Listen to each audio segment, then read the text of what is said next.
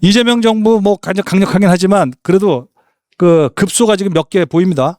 그 이재명 정부의 최대 리스크로 지금 떠오르는 게 안규백 국방장관의 탈영 논란입니다. 근데 이 그 메신저 이 의혹을 폭로한 사람이 상당히 신빙성이 있어서 더 이제 관심이 커지는데 이명박 정부 시절입니다. 2009년에 그 군납비리를 폭로해서 보국 훈장까지 받으신 분이에요. 그리고 이재명 대선 캠프에서도 몸을 깊게 담갔던 분이라 그 예비역 해군 소령입니다. 그 김영수 국방권익연구소장인데 이분이 아주 상당히 디테일하게 얘기를 해서 관심을 끌고 있습니다. 과연 이 문제가 어떻게 전개될는지 한번 짚어보기 위해서 김영수 씨의 발언을 보겠습니다. 방위병으로 복무 중 위법적인 방법으로 소속 부대장의 동의를 받아서 약 7개월간 무단 근무 이탈, 7개월간 출근을 하지 않았다. 탈영 의혹 사건에 대한 기자회견이 아닙니다. 탈영 사건에 대한 기자회견입니다. 저는 의혹을 제기하지 않습니다. 그리고 사실이 아니면 거기에 대해서 저는 분명히 책임을 집니다. 탈영 의혹 사건이 아니라 탈영 사건 이렇게 규정해 버렸는데 저희로서는 뭐 저희도 직접 확인해야 될 내용이긴 하지만 뭐 상당히 자신이 있는데 또 그 안규백 그 국방장관 그 국방장관 대변인 국방부 대변인은 그 1년 전에 인사청문회 할 때 그 속기록을 보면 된다 이런 식으로 이제 넘어갔어요. 자, 진실은 어느 쪽에 더 가까이 있을 것 같은지 좀 취재 좀 하신 거라. 김영수 소령은 굉장히 구체적이잖아요. 육하 원칙에 입각해갖고 그다음에 요번에 폭로한 것들이 악의가 다 딱딱 맞아 떨어져요. 악의가 맞는데. 악의가 다 딱딱 맞아 떨어지고. 근데 안규백 장관 쪽에서 얘기하는 거는 뭐 그냥 확실하지가 않아요. 확실하지가 않고 그리고 뭐 여러 가지 무슨 행정착오다. 행정착오라고 하는 그 네 글자 속에 그냥 다 숨어 들어가려고 하는 듯한 느낌인데 근데 김영수 소령의 그 주장에 의하면은 7개월간 그 군무 무단 이탈을 했기 때문에 또 영창을 갔다 그거에 대한 구금된 게 30일. 그래서 30일 플러스 1이다 이거죠. 그렇죠. 7개월 플러스 1. 그거 영창 간 게 30일이고 7개월을 이탈했기 때문에 7개월을 당연히 보충 근무를 해야 되니까 그래도 8개월이다. 악의가 딱딱 맞아 떨어지잖아요. 근데 저렇게 본인 그 병적 기록 보면요. 영창 기록 있잖아요. 네. 영창 기록 있는가 없는가도 지금 확인을 안 해주고 있잖아요, 지금. 네. 잘 내용은 아시겠지만 그 당시 83년이라든가 그때 방위의 그 근무연은 14개월인데 그 병적 기록부 상의 제대한 이름 보면 22개월, 8개월이 지난 후에 제대로 된 거 돼 있다. 이제 그게 그 의혹의 출발점인데 우리 윤 대변인 그것 좀 더 알아보신 게 있나요? 예. 제가 듣기로는 그 핵심이 그거잖아요. 진짜 구금이 됐냐. 그게 중요하잖아요. 30일 동안. 그럼 구금되는 과정을 누가 봤으면 그건 사실이잖아요. 김영수 소령이라는 분이 당시에 거기 그 일에 관여됐거나 그 일을 목격한 분들에게도 다 얘기를 들었다는 거예요. 네. 그러니까 이건 사실이라는 거예요. 그럼 이게 착오에 의해서 뭐 구금이 됐다. 그럼 모를까. 지금 안규백 의원은 그런 사실이 없다는 식으로 얘기를 하고 병적 기록부를 안 보여주고 있잖아요. 자기가 퇴임한 다음에 정정 신청하겠다는 건데 정정 신청하기 전에 거를 알려야 되는 거잖아요. 억울한 사람은 더 보여줘요. 보여주지 말라고 그래도 보여줄 겁니다. 그렇잖아요. 억울하면 내가 그런 일이 없어. 그러면 난리쳐서라도 그거를 증명하려고 할 건데 나중에 내가 퇴임한 이후에 내가 지금 이거 보여주면 더 오해가 생겨. 이 얘기는 뭐가 있는 거죠. 저희 시사저널 기자를 비롯해서 많은 언론사들이 그 현지에 내려가서라든가 그 당시에 관련자 증언들을 지금 취재하고 있는 것 같아요. 뭐 사실관계는 그들을 취재와 기사를 통해서 더 드러날 가능성도 있고 뭐 아니면 그 안규백 그 장관 말대로 그쪽 말대로 또 아닐 수도 있는데 그건 좀 더 지켜봐야 될 것 같은데 이걸 정치적으로 쟁점화하는 그 핵폭탄을 날렸다고 할 수 있습니까? 이게 한동훈 의원이 또 얘기를 했습니다. 그 이재명 대통령의 급소를 또 한번 친 셈인데 이번에는 의원으로서의 면책 특권까지 내려놓으면서 난 지금 달라붙겠다 이렇게 얘기를 해요. 한번 들어보시죠. 지금 그 이후에 청와대와 안규백 장관의 행동을 보면 이건 너무 이상하다고 생각합니다. 그리고 이건 청와대가 반드시 진상을 알고 있는 사안이에요. 안규백이 밝히기 싫으면 청와대가 밝혀야 합니다. 근데 왜 밝히고 있지 않죠? 국방부 장관이 탈영했다는 얘기가 공개적으로 나왔잖아요. 그러면 아니라고 얘기해야죠. 펄쩍 뛰어야죠. 왜 펄쩍 안 뜁니까? 이분이 지휘하는 군에게 우리 국민의 안전을 맡길 수 있습니까? 이거 억울하면 저를 고소하라고 말씀드립니다. 저는 여기에 대해서 면책특권을 행사하지 않겠습니다. 고맙습니다. 탈영한 국방부 장관이라면 과연 군을 지휘할 수 있겠나? 청와대가 답하라 이런 얘기예요. 안 장관을 경질하라 이런 얘기인데 이제 이게 정치적으로 대통령실까지 이재명 대통령을 정면으로 겨눈 거죠. 이 상황이 어떻게 전개되리라고 예상이 좀 되는 게 있습니까? 물론 이제 군 통수권자는 대통령이지만 국방부 장관은 바로 그 군 통수권자에게 그 결정 그 의사결정에 아주 가장 가까이 있는 사람이고 군 정권과 군령권을 갖고 있는 사람인데 저런 사람이 지금 안규백 그 장관이 처음으로 최초의 민간인 출신 장관이다. 네. 근데 그 또 방위병이었다. 근데 네. 방위병이라고 모두 차별 대우하자는 게 아니고 방위병 출신이라고 저렇게 탈영. 방위병이 대위보다 한 개가 높습니다. 대위 방위 이렇게 나갑니다. 아, 그렇군요. 예. 죄송합니다. 전국 방위협회에서 예. 나온 말이에요. 그렇죠. 농담입니다. 예. 아재 개그를 하시네요. 네. 근데 만약에 탈영 그 경력이 있는 사람이 지금 국방부 장관 한다는 건 말이 안 되잖아요. 지금 그러고 우리가 그 안보상에 있어서 한미동맹에 있어서 지금 이재명 정권 임기 내에 그 전시작전권 반환받아 오겠다. 네. 하면서 이게 이제 우리나라 군 운영 시스템이 크게 바뀔 수밖에 없는 이런 상황 아닙니까? 그 다음에 무슨 육군, 육사, 해사, 공사다 해가지고 통합사관학교 만들겠다. 이런 전시작전권 반환, 3사 통합 이런 거를 하는데 네. 탈영 전과 기록자가 한다? 이게 말이 되냐고요.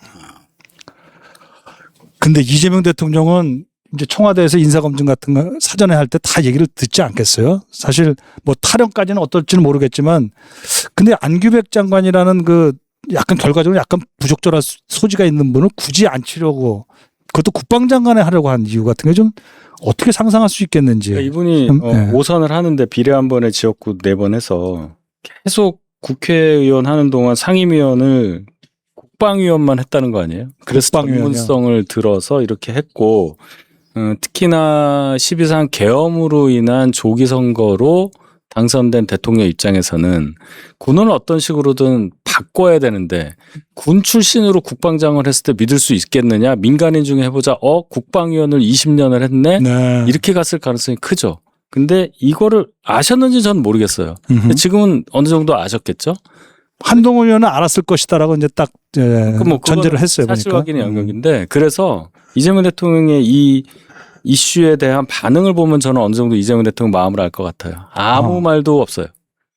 아무 말도 없어요. 자, 정동영 장관 같은 경우는 무리를 일으킬 때마다 네. 본인이 정동영 장관과의 그 특수한 관계, 과거에 대통령 후보고 본인 부대변인 이 관계에 있어서 그런지는 몰라도 굉장히 실드를 많이 쳐요. 정동영 장관 쓰는 용어도 막 써주고. 아하. 그런데 이분에 대해서는 안규백 장관에 대해서는 아무 말도 안 하고 있단 말이에요. 예, 그러네요. 좀 기다려봐야 될 것 같아요. 알고 있을 겁니다. 근데 이게 만약에 행정착오로 병적 기록부에 잘못 기록이 돼 있었다고 쳐요. 안규백 국방부 장관이 국회 국방위원장까지 역임했고 예. 그리고 5선 하는 동안 계속 국방위원 했으면요. 그 파워 가지고 만약에 행정착오였던 게 드러났으면 벌써 10번 이상 고칠 수 있었어요. 예? 예. 그거 안 고쳐줬다는 거는 도저히 고칠 수 없는 상황이었다라는 거죠. 그러니까 바로 저는 그 점이 이 행정착오로 인한 이 전혀 설득력이 없다고 봐요. 그래서. 뭐 두고는 봐야 되겠습니다만 그 사안의 중대성 그리고 이 대통령의 반응으로 종합해 볼 때 국방장관 경질 가능성이 좀 있는 걸로 보시네요, 두 분 다. 그것 때문에 경질을 하면은 이제 저기 되니까 그렇게는 안 할 것 같은데. 다른 걸로 하겠죠. 네, 다른 걸로? 뭐 예를 들어 사관학교 통폐합 관련해서 제대로 관리 못했다라든지 뭐 한미 뭐 전자권 전환 관련해서 이 때를 기다리는 거 아니냐 생각해요. 야, 그거 진짜 아주 흥미로운 포인트입니다. 그 안규백 장관, 과연 그러니까 중간에 다른 변수로 돌발 변수로 그 자리에서 내려올 수 있겠는가? 이렇게 되면 이재명 대통령의 임명권에 대한 훼손이 되는 거죠. 그 이재명 대통령이 지금 1년 지난 다음에 여러 가지 문제가 터져서 굉장히 복잡하실 거예요. 또 하나 있습니다. 그 안규백 장관도 있지만 청와대 정책실장, 뭐 경질 얘기까지는 아직 나오지는 않지만 김용범 정책실장이요. 지금 상당히 그 과욕이라 싶을 정도로 참 일을 많이 하지만 늘 보면 그 헛발질하는 느낌을 한다는 지적을 많이 받아요. 제 주변에 경제 관료들이 많아요. 네, 얘기 좀 해주세요. 예. 출신으로 금융위에도 있고 뭐 기재부 지금 뭐 재경부가 됐나요? 뭐 예산처에도 많이 네. 있는데 김용범 실장에 대해서 여러 얘기를 합니다. 이분이 그래도 정통 경제 관료로서 차관도 했고요. 금융위 부위원장까지 했잖아요. 특히나 뭐 예산통이 아니라 이제 금융통이란 말이에요. 그렇군요. 그런데 이 레버리지 ETF를 비롯해서 여러 가지 무리한 일들을 하다가 결국 이 상황이 왔잖아요. 이분은 정치 성향이 너무 센 듯 보여요. 정치 성향이 세다. 예, 저는 처음에 이분을 정책실장으로 했을 때 괜찮은 인사라고 생각했어요. 네. 그냥 정통 관료니까. 근데 이분이 관료가 아니라 정치인인데 관료로 한 사람이라는 느낌이 들 정도로 정책이 너무 강하고 그런 발언을 너무 하고 어떻게 정책실장이 김어준에 나가서 삼성전자 하이닉스 얘기를 합니까? 그것도 발표하기 전에요. 4,700조 나오기 전에 갔단 말이에요. 엄청난 금액으로 투자할 겁니다. 이런 얘기를 하면서 그래서 이번 지방선거에 출마했어야 돼요. 이분은 제가 볼 때는. 차라리 예, 정치를 시켜라. 그래서 정치해야 될 분이 그 자리에 앉아 있으니까 이렇게 무리를 빚으니 이재명 정부에는 더 이상 도움이 될 분이 아니라고 생각을 합니다. 그거 어떻게 해보세요? 예. 저는 이분 그 최근에 그 페이스북 글 쓴 거 한번 읽다 보면요. 재밌기는 한데 매우 위험스러운 그 판단을 하고 있구나. 예. 그러니까 예를 들면 이 반도체 슈퍼 사이클에 대해서 김용범 그 실장 그 글을 보면은 인류 역사상 한 번도 경험해 보지 못한 그런 슈퍼 사이클일 거다. 그렇게 표현했습니까? 뭐 그런 뉘앙스예요. 그러니까 제가 그 뭐 토시까지 정확히 옮길 수는 없고, 그러니까 이 슈퍼 사이클이 일시적으로 반짝하고 좀 일정 기간 가다가 사그라드는 게 아니라 상당 기간 이 유지될 것이다. 그래서 한국은 어떻게 되느냐? 그 수혜를 제일 많이 받는 이 HBM 이거 이제 공급 국가이기 때문에 그렇고, 그래서 미국, 중국에 이어서 조만간 한국이 시가총액 그 다 따진 걸로 하면 3등. 세계 3위가 될 거다. 그러니까 그게 이 슈퍼사이클에 대한 이런 전망에 기초해 가지고 이렇게 얘기하는 거고, 그다음에 뭐 추가 세수냐 추가 이윤이냐 이거 가지고 어떤 용어가 정확하냐 뭐 그런 논란도 있었지만, 지금 추가 세수건 이윤이건 그걸 가지고 뭐 어디다 쓰자, 이건 지금 이게 뭐 샴페인 일찍 터뜨리고 이게 현찰이 들어올지 안 들어올지도 모르는데 어디 쓸까 지금 이 고민하는 거 아니에요. 이 모든 것들을 만들어 놓은 게 김용범의 그 경기 예측인데, 지금 주식시장 보면 어떻게 됐냐고요. 세계적인 뭐 투자은행에서 이 슈퍼사이클에 대해서 여기 찬반 양론이 아주 팽팽한 거 아니에요, 지금. 굉장히 위험한 사람이죠. 예, 저기 나오다시피 화면에 나왔지만 그 단일 종목 레버리지 ETF 이것도 정책실장의 아이디어에서 시작이 된 거란 말입니다. 저래가지고 한 사흘 그저께 월스트리트 저널 칼럼 기사에는 이런 표현이 나오더군요. 한국 증시가 저 ETF 레버리지 ETF 문제를 포함해서 그것 때문에 오징어 게임이 되고 있다. 오징어 게임 최종 승자는 하나만 나고 다 죽어가는 게임이 된다. 이런 표현이 나와서 저도 좀 약간 깜짝 놀랐어요. 결국 환율 때문에 저 아이디어를 냈다는 거 아니에요? 그렇습니다. 예. 그래서 이제 달러가 더 많이 들어오면, 그러니까 외국 시장에 투자했던 사람들이 이거 2배 더 얻을 수 있네 해서 달러 바꿔서 원화로 바꿔서 투자하게끔 달러 남고 뭐 이 얘기. 그렇죠. 그거에 대한 위험성에 대해서 인식을 못했을 리는 없고요. 금융위 부위원장까지 하신 분이 그 위험을 굉장히 작게 봤다는 거죠. 네. 그러면 현상을 인식하는 객관적 지표, 객관적인 센서가 망가졌다고 봐야 돼요. 지금 뭐 웅장한 얘기 막 했잖아요. 뭐 세계 3위 이런 얘기하는 사람들 여러분 믿으면 안 됩니다. 우리 맨날 뭐 동양 최대, 뭐 세계 최초 이런 거에 굉장히 그 감수성이 발달한 사람들이어서 이런 얘기에 혹해요. 근데 믿으면 안 되죠. 우리 대통령께서 이 김용범 정책실장 말을 너무 믿는 거 아닌가? 예? 저 어떻게 보면 약장수 같아요. 누가요? 김용범 실장이요. 저 대통령 정책실장이 또 약장수라는 거 지금 개만 이거 약 파는 거 아니에요. 이거 만병통치하게 돼갖고 그 약 파는 사람 같아요. 김용모 실장님 약장사 소리까지 듣네요. 그저 좀 조심하십시오. 예. 자, 이제 보안 수사권 얘기를 우리가 하지 않을 수 없죠. 지금 민주당 안에서도 내부에서도 꼭 이거 해야 되냐는 소리가 나올 정도로 거의 뭐 이념, 이데올로기 같은 지금 모셨던 그것이 좀 무너지는가 궁금한데 우선 한동훈 대표가 지난 월요일에 그 보안 수사권이 없었더라면 정말 그 슬프고 억울한 인생을 살았을 뻔한 그 2022년 사건이죠. 그 부산 돌려차기 난 피해자 김진주 씨를 만났는데 김진주 그분은 이제 자기 얼굴을 드러내지 않고 만난 얘기 그분 얘기 한번 들어보시겠습니다. 우리가 이런 변화들로 인해서 피해자뿐만이 아니라 여러분들이 가해자가 살기 좋은 나라라고 생각되는 시대에 살지 않았으면 하는 바람입니다. 누가 이런 상황에서 구속기간이 줄어들고 조건부 석방이 되고 그런 사회는 전혀 피해자 편이라고 할 수 없죠. 그래서 나라에게 묻고 싶습니다. 나라는 가해자 편인지 피해자 편인지. 예, 나라는 가해자 편인지 피해자 편인지 이렇게 묻고 있는데 우리 그 한동훈 대표는 옆에서 이제 그걸 듣고 또 이와 같이 답을 하죠. 그거까지 들어보고 말씀 좀 나누겠습니다. 지금 민주당 정권이 단지 일부 극렬 지지자들의 복수심을 충족시켜주고 그리고 이 전당대회에서 알량한 한두 표 얻어보자고 무너뜨리고 있습니다. 이 일을 국민과 함께 막아야 한다고 생각합니다. 입법은 지금 민주당이 하고 있잖아요. 이법을 막아야 하는 것이고요. 그리고 오늘 뭐 박지원 의원이 이렇게 얘기했더라고요. 구덕이 무서워서 장 못 따구냐. 국민과 이런 피해자가 구덕이고 장인기 같은 살인자가 장입니까? 이런 식으로 민주당이 밀어붙이면 국민 모두로부터 구덕이 취급받게 될 것이다 라고 경고합니다. 그 민주당이 국민 모두로부터 구더기 취급을 받을 수 있다. 상당히 아주 통렬한 맛은 있는데 박지원 의원을 향해서 또 얘기를 했어요.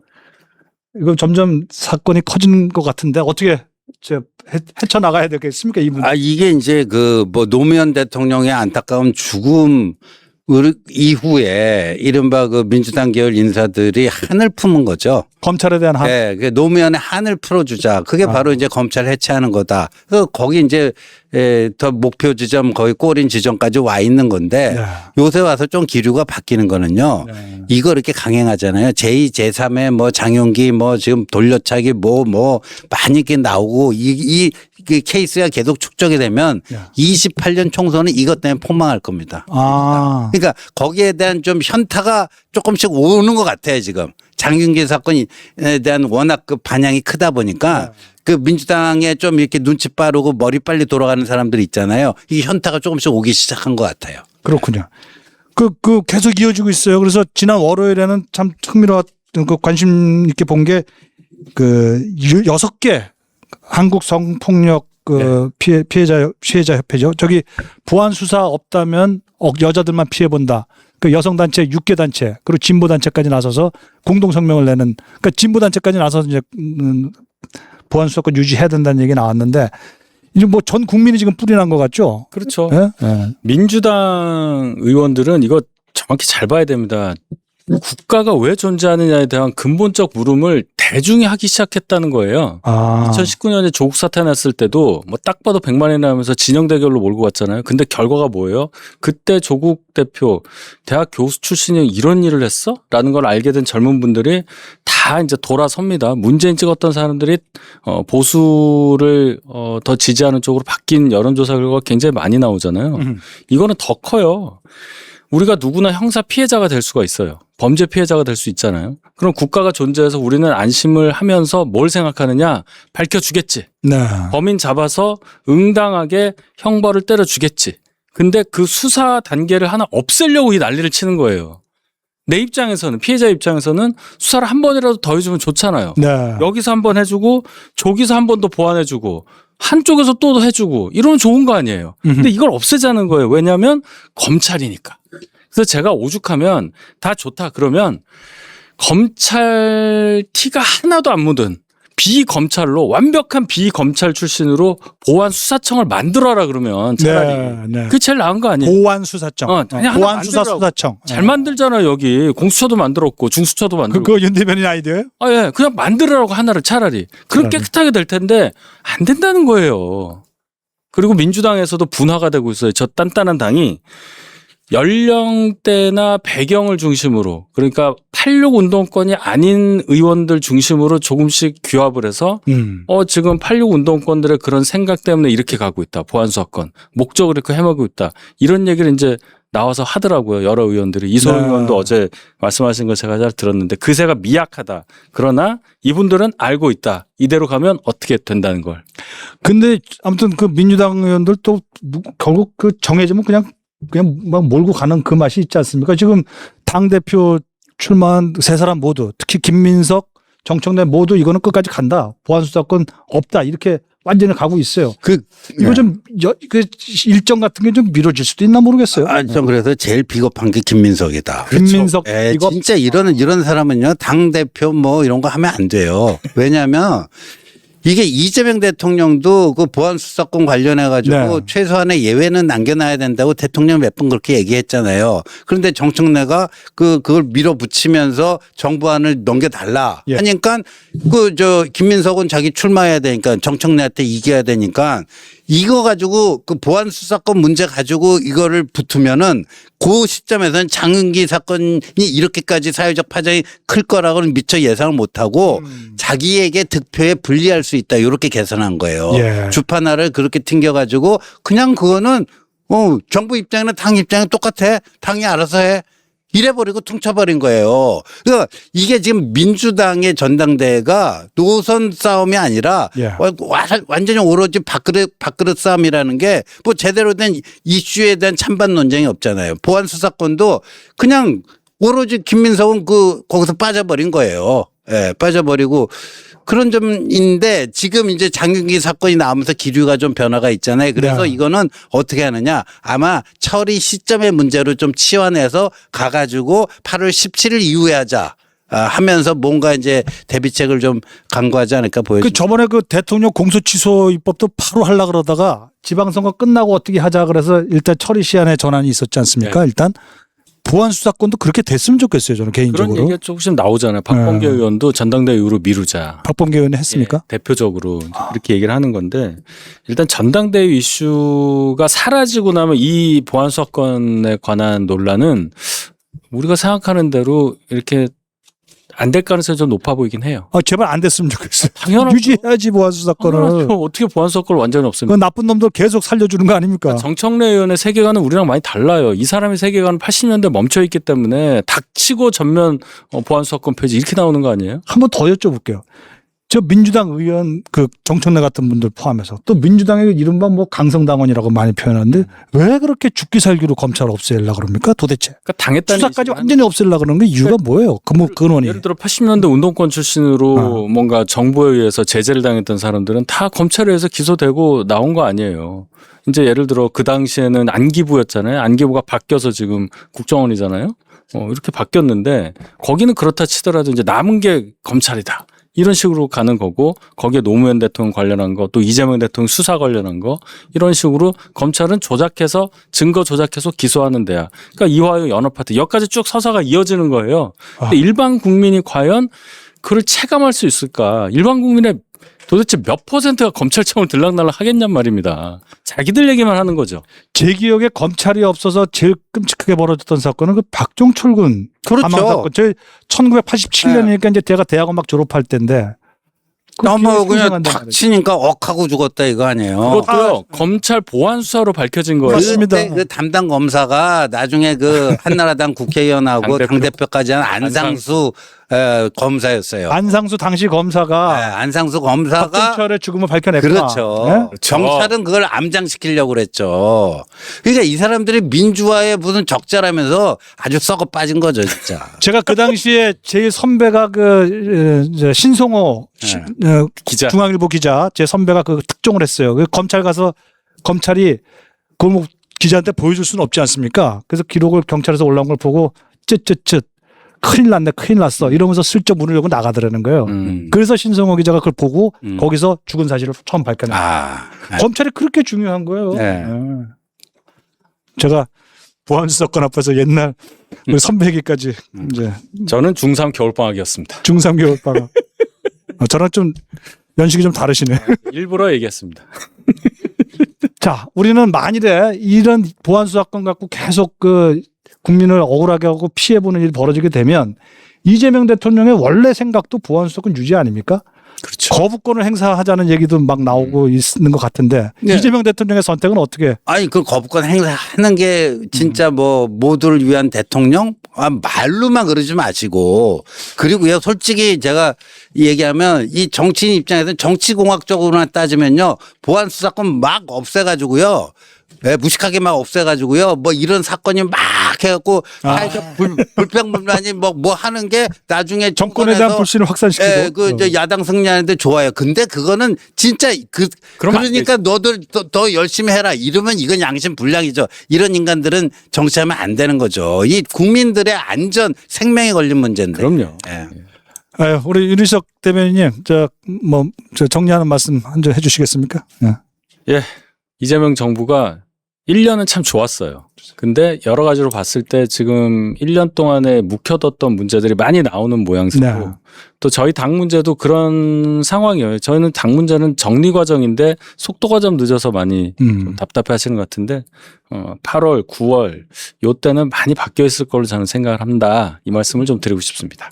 단풍비데이 한번 기다려 보겠습니다. 예. 우리 신 의원님도 네, 이 무더위가 지나가고 이제 선선한 바람이 불어오면은 예, 또 뭐 국면이 좀 바뀌지 않을까. 예.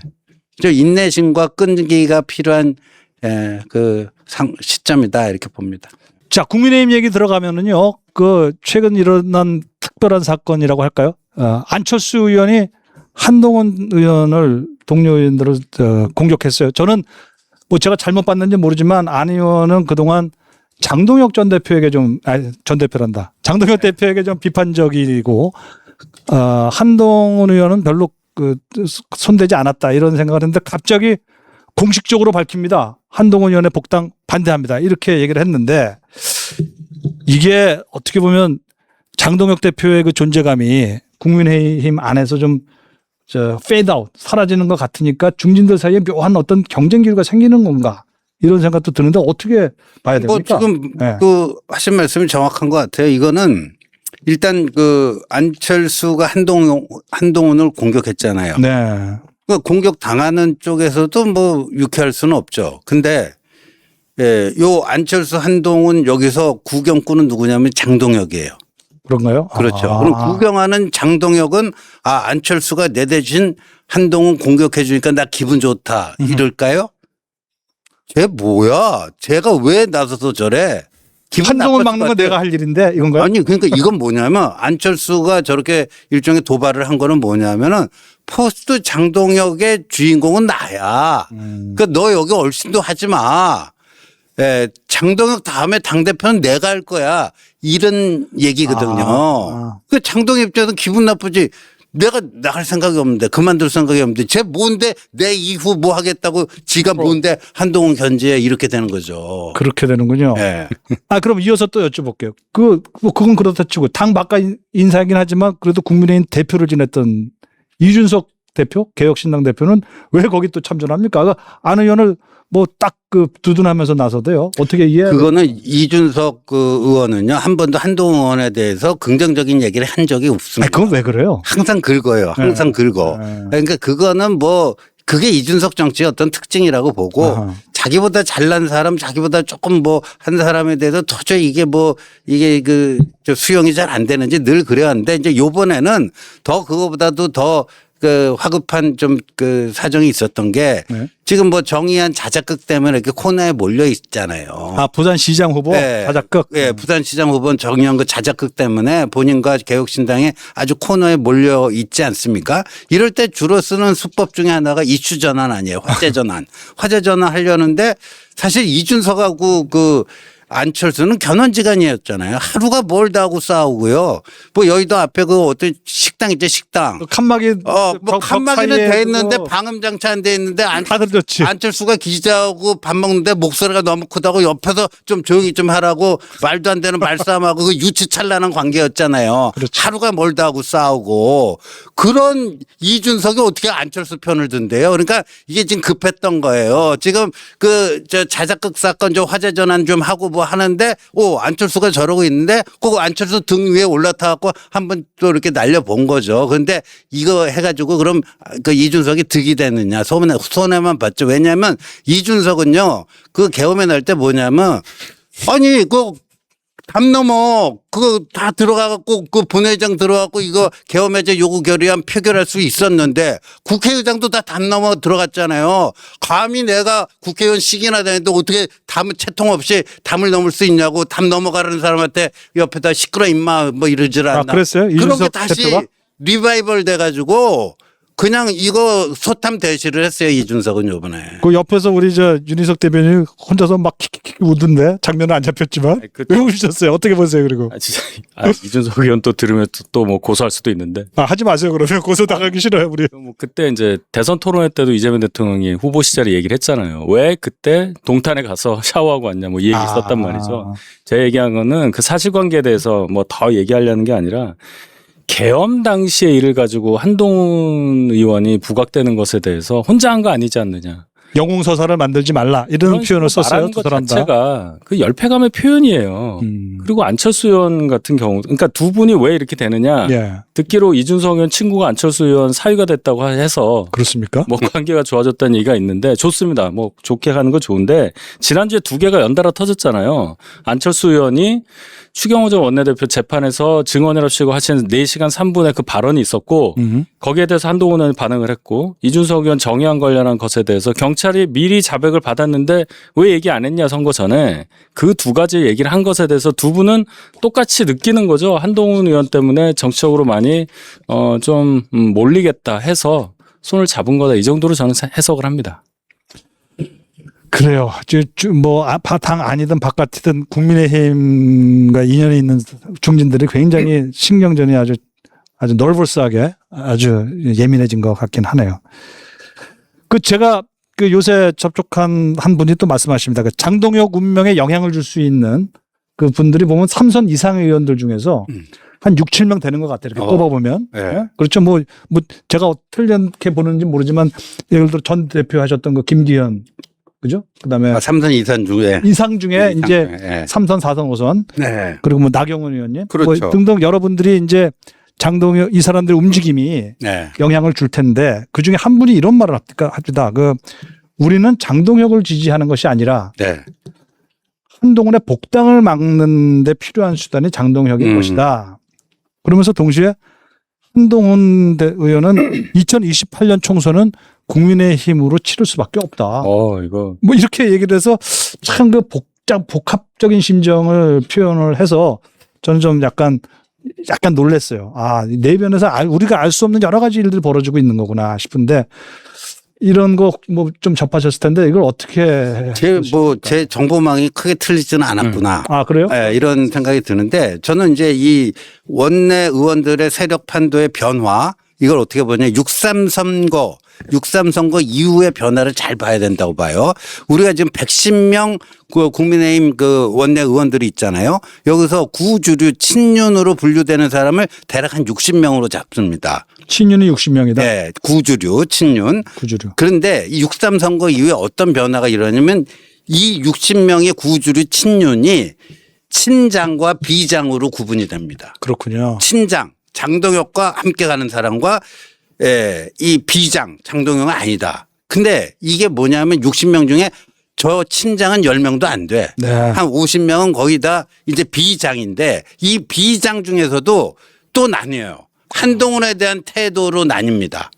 한동훈과 함께 갈 수 있다는 사람과 한동훈과 함께 가기 힘들다는 사람은 또 나뉘어요. 그 50명의 비장 중에서도. 그러니까 이거는 지금 우리 전영기 국장님 말씀해 주신 고분은 제 분류법으로 따지면 원래 구주류 친윤이었는데 6.3 선거 이후에 비장이 됐고 그렇군요. 그 비장 중에서도 비한이에요. 친한이 아니라 비한. 그래서 이건 뭐냐. 근데 이분 얘기가 굉장히 솔직해요. 그러니까 그러니까 장동혁이 지금 버틸 수 있는 거는 이 사람들의 존재 때문에. 예. 이 사람들의 존재 때문에 버티는 건데 아까 해주신 말씀 막판에 말미에 이게 있어요. 28년 총선 한동훈 의원도 국민의힘 그렇습니다. 후보로 또 출마해야 된다. 그거 잘 들어야 되는데 거기에 다 그 숨겨진 의미가 있는데 뭡니까 뭐냐. 그게? 한동훈 국민의 후보로 나가는데 네가 당대표 돼서 공천권 행사하는 건 안 돼. 그렇죠. 그거예요. 아주 재밌습니다. 우리 윤 대변인 관찰에는 한동훈 대표는 당권을 반드시 쥐어야 합니까? 그리고 지고자 합니까? 이미 대권 도전 의사는 밝히신 바 같고 공개적으로. 아마 한동훈 의원에게 물어보시면 질문하시면 당권에 대한 의지가 있다고 말씀하실 거예요. 아 그렇습니까? 그건 이제 예. 개인의 선택인 거고 저는 당 상황을 객관적으로 본 후에 판단해도 늦지 않다고 보는데 일단 복당이 되고 복당된 이후에 전당대회가 열려야 당대표를 하든지 말든지 할 거 아니에요. 지금 그거 순서를 바꾸겠다는 얘기로 전 들려요. 아 그렇습니까? 그러니까 한동훈 없는 전당대회를 치를 수밖에 없게 만드는 그런 작업이 분명히 있을지 모른다. 비장 중에서 비한인 분들은 그런 생각을 하실 것이다. 그거는 상황이 고착화될 수도 있는 거고 여론에 따라 바뀔 수도 있는 건데. 두텁고 짙은 안개가 깔려 있는 것 같아요. 국민의힘 그 안개 전국. 배후의 안개 전국인데. 늘 안개 전국이야. 그 대변인님 그 장동혁 대표가 그 지금 저 사람 관심사 중에 지금 윤민우 씨인가요? 네. 그분이 뭐죠? 그 저 윤리위원. 윤리위원장 그 장대 우리 한동훈 의원도 딱 그 제명시켜서 당 밖으로 쫓아내고 네. 그동안 배현진, 김종혁 다 그 쫓아내서 다시 그 사람은 이제 법에 의해서 복당됐지만 근데 그분이 장 대표와 윤민우가 둘이 만났다는 얘기가 어디서 들리고 그런 얘기가 거기서 뭐 아예 더 넓게 더 세게 징계했으면 좋겠다라는 얘기를 장동혁 대표가 윤민우 위원장한테 했다고 하는데 이거 이러면 안 되는 거 아니에요 사실상? 원래는 이런 어떤 사실인지 궁금하네요. 어떻게 보셨습니까? 항상 윤리위원회에 대해서 얘기하면 지도부에서 얘기하는 게 윤리위원회는 독립된 곳이다. 전혀 커뮤니케이션 없으니까 윤리위원회의 어떤 처분에 대해서 지도부에 묻지 마라. 뭐 이런 식으로 얘기를 하고 윤리위원회에서도 그러잖아요. 자기들이 알아서 하는 거다. 근데 뭐 이건 뭐 라디오에 나온 얘기일까요? 윤민우 위원장은 기자들과 이렇게 소통하면서 장동혁 대표를 향해서 클라이언트라는 표현을 쓴대요. 고객이다. 예, 보스, 클라이언트 이런 말을 쓴답니다. 그럼 이제 관계 설정이 나오는 거죠. 보스, 클라이언트. 보스보다 더 무서운 게 클라이언트예요. 고객이다 이거죠. 예. 뭘 받았을까? 뭘 받았을까요? 뭐든지 하는 거예요. 그러니까 그렇게 되는 거고. 근데 장 대표가 이제 직접 만났다는 게 사실이라면 이런 얘기가 도니까요. 그리고 한 얘기가 징계를 더 세게 하고 더 넓게 하라. 거기 합의했다는 거예요. 들리는 합의까지 얘기가. 했다? 예. 그러면 징계 폭이 굉장히 넓을 거고 징계 수위도 높을 거다. 이거 감당할 수 있겠느냐 이런 이제 해석이 또 나오게 되겠죠. 그럼 당장 넓다 그러면 우리 저 윤희석 대변인도 그 범주에서 벗어날 수 없을 가능성이 있고 우리 신 의원도 뭐 징계 대상이 될 수 있어요 지금? 뭐 될 수 있는데요. 이게 저는 이제 만났다는 설이 지금 돌잖아요. 네. 그 이제 팩트 체크가 필요한데 충분히 개연성 있는 얘기다. 왜냐하면은 지금은 만나야 될 아주 장동혁 입장에서는 절박한 필요성이 있었다. 예. 저는 이렇게 봐요.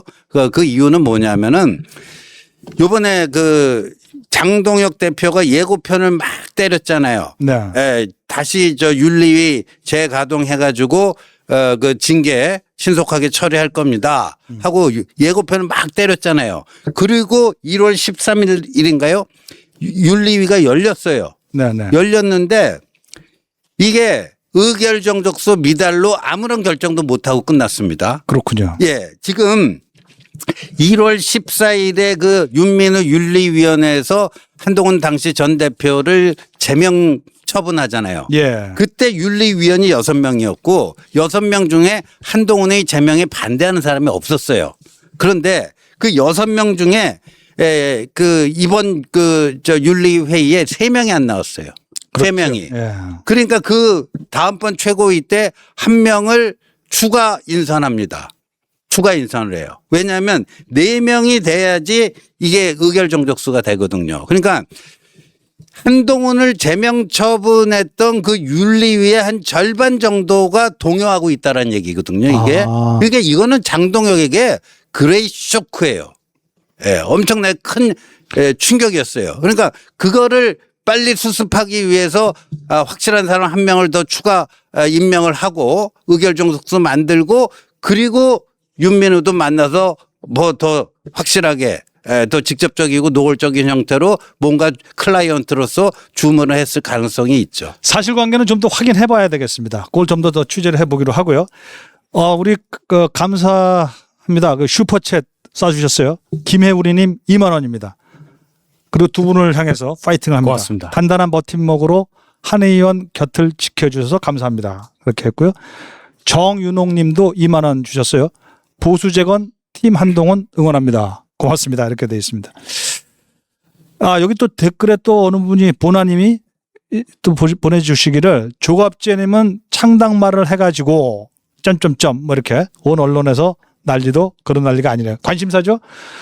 뭐 옳으냐 그러냐 이걸 떠나서 이 신당 창당이라는 건 정치권에서 언제나 가장 예민한 그 급소 아니면 아킬레스건 이런 것 같은 거죠. 그래서 조갑재 선생께서 차라리 이럴 바에는 장동혁과 헤어져라. 국민의힘과 헤어져서 신당 창당을 하라는 말을 제가 한동훈 의원한테 직접 했습니다.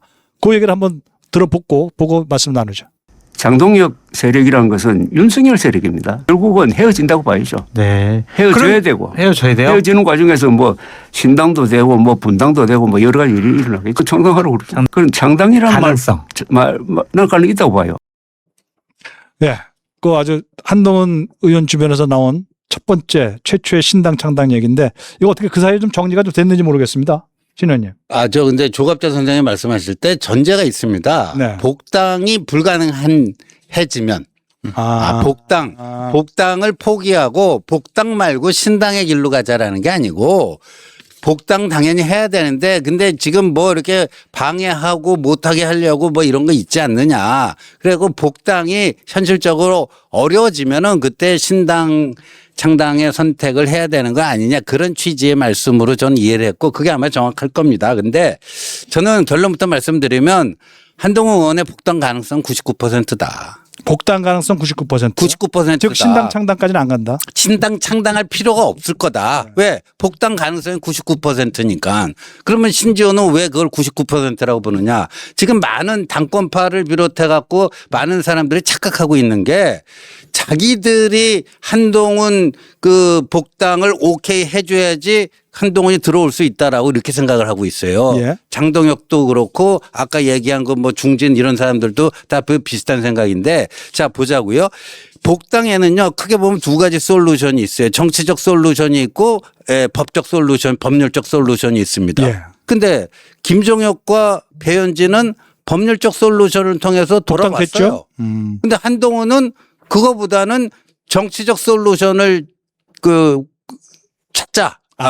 정치적 솔루션으로 이 문제 법이 아니라 정치로 하겠다. 그렇죠. 법이 아니라 정치로 풀자. 그래가지고 그 어려운 부산판의 무소속 혈혈단신으로 연고도움대 뛰어들어갖고 이겼잖아요.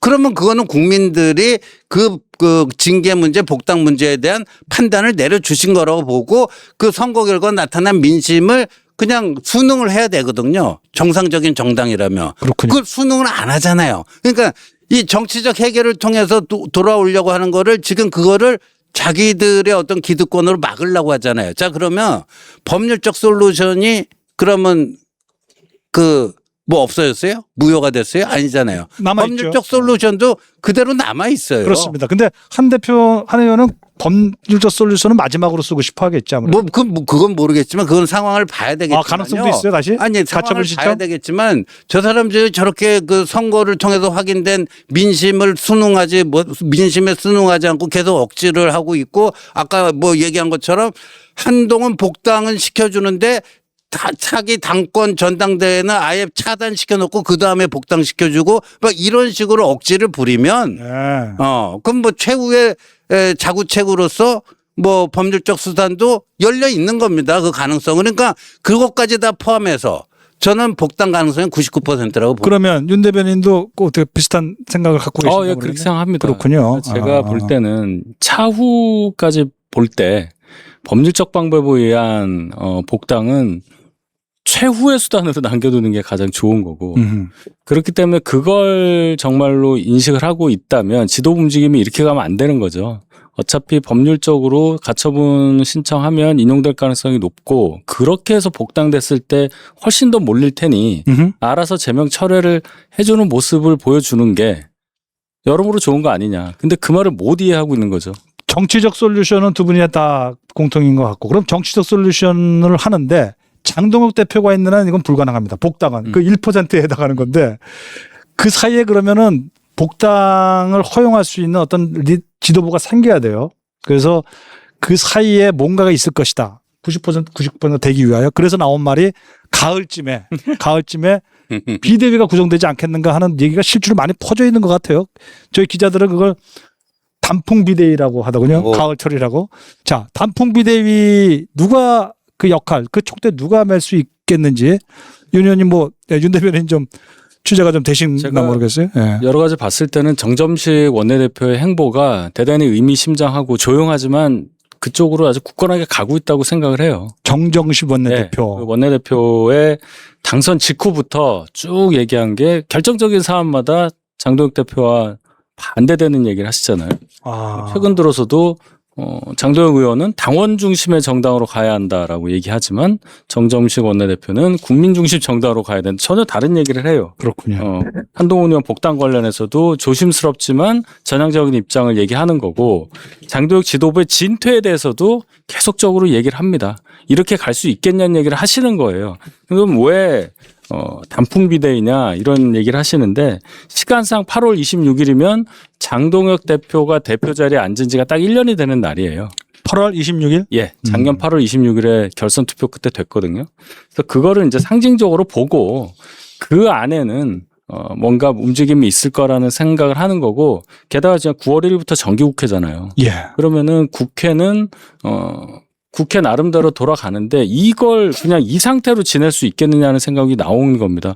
적어도 연말까지 9, 10, 11, 12 넉 달을 국회 중심으로 가야 되는데 지금 의석수 적은 거는 뭐 당연한 얘기지만 원내 지도부 혼자 이렇게 가기에는 이재명 지도부 대통령 정권이 2년 차기 때문에 아직도 힘이 엄청 세단 말이죠. 그런 상황에서 정리되지 않은 채 당대표는 밖에 나가 있고 지도부는 있으나마나 하고 원내 지도부 110석 가지고 원구성도 안 돼 있는데 어떻게 할 거냐 하는 얘기가 나올 수밖에 없어요. 시간이 가면. 그 차원에서 얘기를 하는 거죠. 단풍 비대위 구성이 될까요? 만약 된다면 정점식 원내대표검 그 비대위원장이 되는 것이고 그 기간 중에 한동훈 의원의 복당 가능성은 상당히 그 공간이 열려 있다. 이렇게 일단 정리를 하면 될 것 같아요. 예, 실제로 그렇게 된 건 지켜봐야 되겠습니다. 예.